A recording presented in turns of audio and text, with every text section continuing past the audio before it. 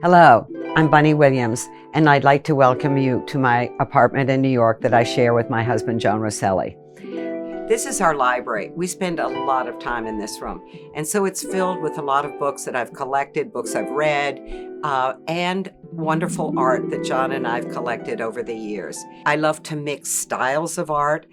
This is an early drawing of a wonderful horse. Everybody paints the horse's heads. I love paintings of the horse's rear ends for some reason. I did this apartment several years ago, but having done a new collection with Lee Joffa, I was so excited to be able to do a little bit of a redo.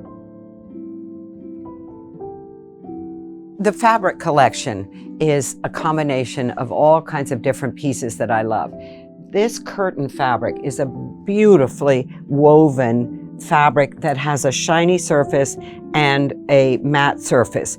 And this print, which is almost sort of based on a batik, a stylized batik, but I love a small scale print, and you can match it with a larger scale print. People talk about, oh, do you want more than one print in a room? But look how well these go together. It's making things all work together that I think is fun.